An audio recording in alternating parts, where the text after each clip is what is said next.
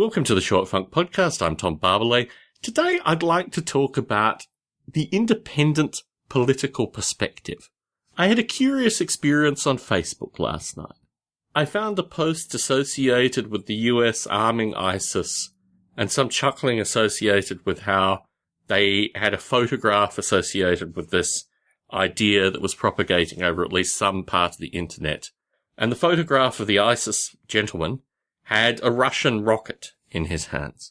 I started posting photos associated with rebranded American defense hardware, tanks, Bradleys, Humvees, armored personnel carriers that had all been repainted in the colors of ISIS, that had ISIS flags attached to them, that were clearly now US military hardware that was owned by ISIS. And I'm hesitant, obligatorily hesitant, to post political ideas on other people's Facebook pages. For a start, you end up with a quagmire of nonsense that ends typically in bad faith being created.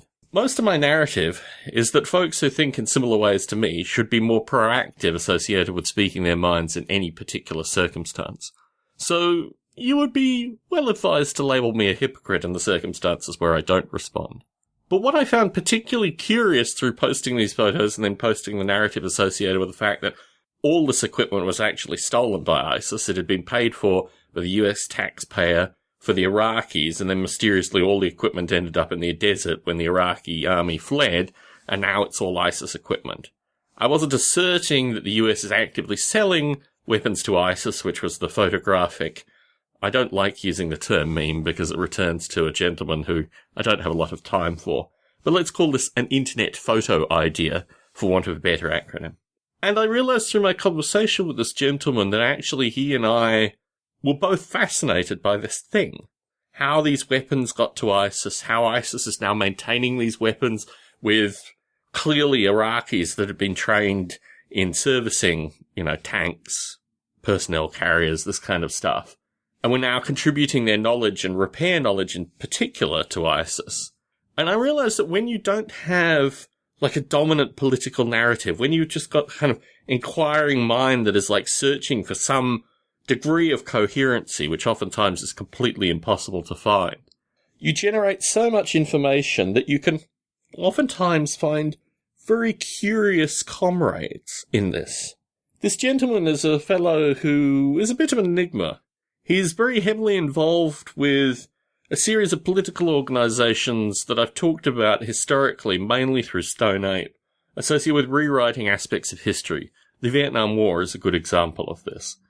And to have a friendly conversation with him when we were both in agreement, we both read and watched the same information, and we understood actually to a certain extent what had occurred and were heavily aligned. It was very curious. It made me think that some aspect of my life is ultimately associated with at least occasionally out in the wilderness finding not necessarily like-minded folk, but finding folks who at least appreciate that I also understand some of the stuff that they understand as well.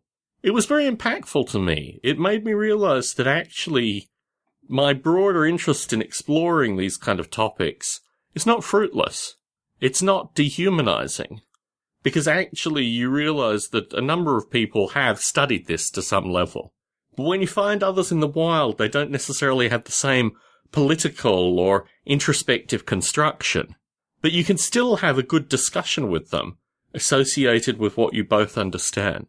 And a lot of the rhetoric that I put out in these short funk recordings, particularly associated with attacking the current political system, doesn't allow for the fact that individuals can occasionally meet from completely different perspectives and enjoy and respect that the other knows something of the subject matter that you embody in some degree.